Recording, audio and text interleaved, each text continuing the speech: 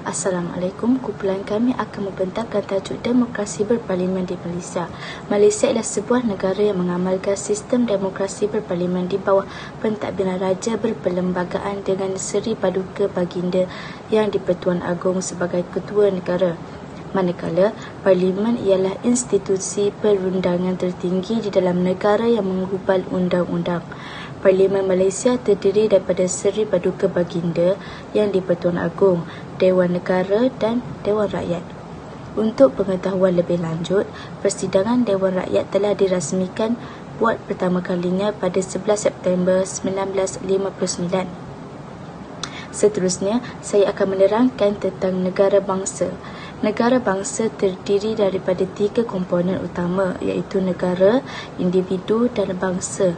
Hal ini demikian, masyarakat yang tinggal dalam sesebuah negara hidup bersatu padu tanpa dipisah oleh fahaman perkauman yang sempit seperti kepercayaan, bahasa, kedaerahan, budaya, pekerjaan, tempat tinggal dan lain-lain. Sebilangan besar rakyat mesti berpegang pada ideologi politik yang sama, iaitu demokrasi. Oleh yang demikian, perbezaan yang wujud hanya dari segi kaedah cara mencapai matlamat. Kepercayaan dan keyakinan yang tinggi kepada sistem pemerintahan dan undang-undang negara dengan mematuhi dan yakin bahawa undang-undang dan sistem pentadbiran mampu memberi perlindungan dan keadilan. Bagi latar belakang pemerintahan negara yang dapat saya ulaskan ialah pemerintahan beraja merupakan tradisi yang berakar umbi dan menjadi teras kewujudan kerajaan Melayu. Raja memerintah dengan kuasa yang penuh dan berdaulat. Cabaran terhadap pemerintahan beraja berlaku selepas pentadbiran tempatan dikuasai oleh British dan Jepun.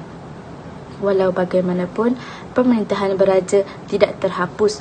Pemerintahan beraja berkembang sejajar dengan peredaran masa sehingga diiktiraf sebagai raja berperlembagaan seiring dengan konsep demokrasi berparlimen dalam pemerintahan negara kita pada hari ini. Dikanunkan dalam Perlembagaan Persekutuan pada tahun 1957 dan diperluaskan di Sabah dan Sarawak selepas kedua negeri ini menyertai Persekutuan Malaysia pada tahun 1963. Perkara 32 telah menyatakan yang di-Pertuan Agong sebagai Ketua Negara dengan memakai gelaran Seri Paduka Baginda yang di-Pertuan Agong. Seterusnya, perihal demokrasi berparlimen perkara 4. Saya akan menerangkan konsep demokrasi berparlimen di mana Malaysia mengamalkan pemerintahan bercorak demokrasi sejak kemerdekaan sehingga sekarang. Manakala kerajaan demokrasi berparlimen ialah suatu pemerintahan yang menggunakan suara rakyat dalam menentukan pemimpin negara atau tampuk pemerintahan. Sistem demokrasi berparlimen di Malaysia adalah di bawah pentadbiran raja berperlembagaan, dengan Seri Paduka Baginda yang di-Pertuan Agong merupakan sebagai ketua negara. Justru Parlimen Malaysia melambangkan keutuhan sistem demokrasi berparlimen dan raja berperlembagaan. Sistem demokrasi berparlimen di bawah pentadbiran raja berperlembagaan dengan maksud Seri Paduka Baginda yang di-Pertuan Agong sebagai ketua negara. Perlembagaan negara telah digubal dengan mengadakan syarat-syarat untuk pengalaman sistem ini. Salah satu syarat sistem demokrasi berparlimen adalah pembahagian kuasa kepada 3 bahagian dalam pemerintahan, iaitu perundangan, kehakiman dan pentadbiran ataupun eksekutif. Juga merupakan sebuah negara yang mengamalkan sistem demokrasi berasaskan sistem persekutuan. Sehubungan dengan itu, ia bermakna negeri-negeri Perlis, Kedah, Pulau Pinang, Perak, Selangor, Negeri Sembilan, Melaka, Johor, Pahang, Terengganu, Kelantan, Sarawak dan Sabah telah bersetuju dengan konsep penubuhan negara Malaysia. Setiap negeri yang terbabit telah menyerahkan sebahagian kuasa masing-masing seperti kewangan, pertahanan, pelajaran, luar negara dan lain-lain lagi, seperti mana yang telah tercatat di dalam Perlembagaan Malaysia yang ditadbir oleh kerajaan pusat. Ada perkara-perkara yang dijadikan kuasa negeri dan negeri akan mentadbirkan kuasa. Sebagai sebuah negara raja berperlembagaan, maka diperuntukkan oleh perlembagaan institusi yang di-Pertuan Agong, Raja-Raja Melayu di mana 9 buah negeri dan majlis raja-raja Majlis adalah baginda adalah diberi kuasa untuk memelihara adat istiadat orang Melayu dan pentadbiran agama Islam di negeri masing-masing. Sri Paduka Baginda Yang di-Pertuan Agong adalah ketua agama Islam bagi negeri-negeri seperti di Pulau Pinang, Sabah, Sarawak dan wilayah-wilayah persekutuan. Paduka Baginda Yang di-Pertuan Agong juga menjadi kepala utama negara dan baginda adalah pemerintah tertinggi Angkatan Tentera Negara. Baginda akan menjalankan tugas-tugas di bawah perlembagaan mengikut nasihat Perdana Menteri atau Jemaah Menteri. Raja-raja pula menjadi ketua negeri masing-masing dan menjalankan tugas mengikut nasihat Menteri-Menteri Besar atau Ketua Menteri. Parlimen Persekutuan mengandungi Sri Paduka Baginda Yang di-Pertuan Agong dan dua dewan iaitu Dewan Negara dan Dewan Rakyat. Perkara 55 Perlembagaan Persekutuan memperuntukkan bahawa hanya Sri Paduka Baginda Yang di-Pertuan Agong sahaja yang boleh memanggil Parlimen untuk bersidang. Baginda juga mempunyai kuasa istimewa untuk memberhentikan atau membubarkan Parlimen. Dengan demikian, Yang di-Pertuan Agong diperlukan oleh perlembagaan untuk memanggil Parlimen, bermesyuarat dalam masa 6 bulan antara persidangan yang akhir dalam satu penggal yang kemudiannya. Bagi Dewan Rakyat, ketua atau timbalan ketua majlis hendaklah menetapkan sekurang-kurangnya 28 hari sebelum permulaan setiap penggal. Tarikh-tarikh majlis akan bermesyuarat dalam penggal itu. Walau bagaimanapun, ketua atau timbalan ketua majlis boleh mengubah tarikh-tarikh yang ditetapkan dari masa ke semasa. Parlimen Persekutuan merupakan badan perundangan yang tertinggi di Malaysia, melainkan jika dibubarkan terlebih dahulu, Parlimen akan terus berjalan selama 5 tahun dari tarikh mesyuarat pertamanya sehingga pilihan raya umum. Pada penghujung tempoh 5 tahun ini, Parlimen dengan sendirinya akan dibubarkan dalam masa 60 hari dari tarikh pembubaran Parlimen. Pilihan raya umum bagi memilih wakil-wakil untuk Dewan Rakyat hendaklah diadakan dan Parlimen dipanggil bermesyuarat pada suatu tarikh yang tidak lewat daripada 120 hari dari tarikh pembubaran. Seterusnya, ciri-ciri demokrasi berparlimen. Negara demokrasi lahir daripada perjuangan berasaskan kedaulatan rakyat. Umumnya terdapat dua corak pemerintahan negara demokrasi, iaitu sistem raja berperlembagaan dan sistem republik.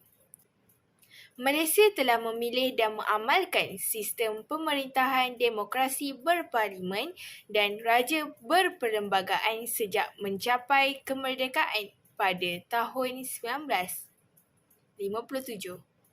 Demokrasi berparlimen bermaksud rakyat melibatkan diri dalam sistem pemerintahan negara, manakala Raja-Raja Melayu menjadi lambang taat setia rakyat. Sistem raja berperlembagaan merupakan pemerintahan yang mengekalkan raja sebagai pemerintahan tertinggi negara dan negeri yang dibantu oleh Perdana Menteri.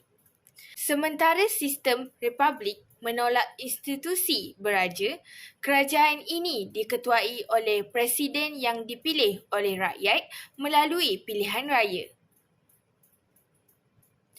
Antaranya perlembagaan. Perlembagaan merupakan undang-undang tertinggi yang menjadi asas kepada pembentukan sesebuah negara. Perlembagaan rasmi dan di dalamnya terkandung segala peraturan dan prinsip sebagai panduan kepada kerajaan untuk melaksanakan kuasanya dan mentadbir negara. Raja Perlembagaan. Raja Perlembagaan bermaksud sistem pemerintahan beraja mengikut pembentukan dalam Perlembagaan Malaysia. YDPA bertindak berdasarkan Perlembagaan Malaysia. Yang kedua, Parlimen. Parlimen adalah badan perundangan bagi kerajaan persekutuan dan ia membuat undang-undang yang boleh dikuatkuasakan di seluruh negara. Seterusnya, Parlimen meluluskan Undang-Undang Persekutuan membuat pindaan kepada Undang-Undang Persekutuan yang ada, memeriksa dasar-dasar kerajaan, meluluskan perbelanjaan kerajaan dan meluluskan hasil-hasil cukai yang baru. Pilihan raya.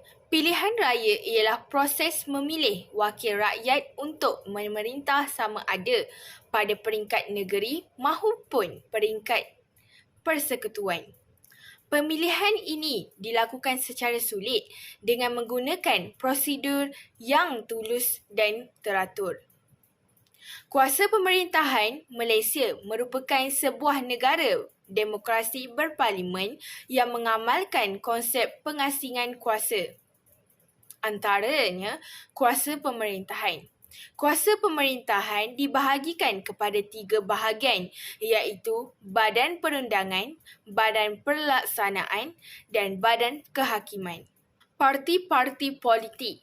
Parti politik merujuk kepada sekumpulan orang yang mempunyai ideologi politik untuk mencapai matlamat bersama. Parti-parti politik ini juga berjuang untuk mendapatkan kuasa kebebasan. Asasi terbahagi kepada 2 bahagian iaitu kebebasan mutlak dan kebebasan bersyarat. Kebebasan mutlak adalah kebebasan yang tidak bersyarat, manakala kebebasan bersyarat pula berlandaskan kepada Akhir sekali, kepentingan perlembagaan. Kepentingan perlembagaan adalah menentukan rangka dan bentuk kerajaan dalam menjamin kestabilan sesebuah negara. Demi menjamin taat setia yang tidak berbelah bahagi kepada negara supaya semangat patriotisme dapat dibentuk. Sebagai contoh, Perkara 24 Perlembagaan Malaysia menyatakan bahawa seseorang yang mempunyai kerakyatan negara lain akan dilucutkan kewarganegaraannya. Perkara 25 menyatakan bahawa seseorang warga negara boleh dilucutkan kerakyatan,nya jika terbukti tidak setia kepada negara ini. Perkara ini bertujuan supaya rakyat memberikan sepenuh ketaatan kepada tanah air untuk mengekalkan identiti negara dan bangsa Malaysia. Untuk menjamin hak asasi dan kebebasan dengan membolehkan rakyat mengetahui hak kebebasan rakyat di negara ini. Dapat menjamin kerjasama, kesepakatan dan kepentingan antara kerajaan persekutuan dengan kerajaan negeri. Perlembagaan Malaysia menjamin kedudukan istimewa orang Melayu Bumi Putera Sabah dan Sarawak. Jaminan ini telah ditetapkan sebelum Sabah dan Sarawak menyertai Persekutuan Malaysia pada tahun 1993. Kerajaan Persekutuan menggunakan senarai kuasanya dalam bidang pendidikan dan kesihatan untuk membantu pembangunan di Sarawak dan Sabah, menyebabkan pembangunan yang besar berlaku di dalam bidang pendidikan, kesihatan, perkhidmatan pos, telekom dan polis, terutamanya di kawasan pendalaman.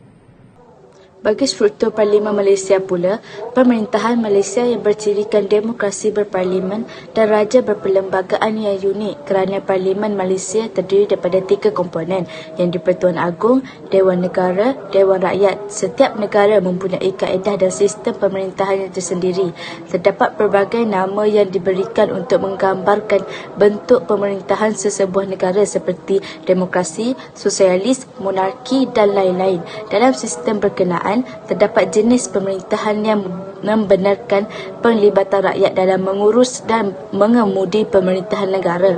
Sementara itu, terdapat juga pemerintahan yang tidak memberi ruang kepada rakyat untuk terlibat dalam urusan pemerintahan negara. Sistem pemerintahan demokrasi amat bermakna bagi sesebuah negara yang mendaulatkan kebebasan rakyat. Ianya menggambarkan sesuatu sistem yang memberi keutamaan kepada suara dan kehendak majoriti rakyat. Istilah popular demokrasi kerajaan rakyat, dari rakyat untuk rakyat. Unsur penting dalam demokrasi ialah pemerintahan rakyat. Dalam sistem demokrasi yang berkuasa ialah rakyat. Demokrasi mempunyai makna yang bertentangan dengan autokrasi. Sistem raja berperlembagaan merupakan tonggak keagungan kerajaan Malaysia sejak merdeka sehingga kini. Yang di-Pertuan Agong merupakan ketua utama negara. Yang di-Pertuan Agong mempunyai kuasa budi bicara untuk melantik Perdana Menteri. Sistem ini membantu memantapkan kewibawaan institusi beraja di Malaysia. Raja bertanggungjawab menjaga dan memelihara kedudukan dan hak istimewa orang Melayu. Seterusnya, Yang di-Pertuan Agong merupakan Ketua Agama Islam bagi Negeri Baginda, Pulau Pinang, Melaka, Wilayah Persekutuan, Sarawak dan Sabah. Kuasa pemerintahan dibahagikan kepada 3 cabang iaitu Badan Perundangan, Badan Eksekutif dan Badan Kehakiman. Ketiga-tiga badan harus dipegang oleh pihak yang berasingan untuk mengelakkan pembolotan kuasa. Ia juga dapat mengelakkan penindasan terhadap rakyat dan lebih menjamin kebebasan rakyat, melindungi hak asasi rakyat serta mewujudkan kecekapan pemerintahan. Corak pemerintahan menjadi lebih bersistematik. Pengasingan kuasa juga dapat mengurangkan bebanan tugas badan pemerintah di negara kita. Pembangunan negara menjadi lebih pantas ke arah globalisasi. Konsep ini juga dapat menjamin keadilan dan keharmonian negara. Ia juga dapat mengelakkan salah guna kuasa dalam kalangan badan pemerintah dan secara tidak langsung dapat mengekalkan kedaulatan negara. Kesimpulannya ialah sistem raja berperlembagaan merupakan satu daripada tonggak autoriti dalam pemerintahan Malaysia dan telah wujud semenjak Tanah Melayu merdeka. Sistem ini terdiri daripada dua institusi iaitu Majlis Raja-Raja dan institusi Yang di-Pertuan Agong. Yang kedua, sistem raja berperlembagaan menjelaskan keseimbangan hak dan tanggungjawab antara raja dan rakyat yang dinaungi demi kemantapan dan kemakmuran masyarakat sendiri. Di samping itu, sistem raja berperlembagaan menjamin kedaulatan negara sewajarnya menerima tumpuan taat setia rakyat yang terpelihara dalam lingkungan undang-undang yang didaulatkan oleh proses sistem raja berperlembagaan itu. Di samping itu, sistem raja berperlembagaan menjamin kedaulatan negara sewajarnya menerima tumpuan taat setia rakyat yang terpelihara dalam lingkungan undang-undang yang didaulatkan oleh proses sistem raja berperlembagaan itu sendiri. Sekian, terima kasih.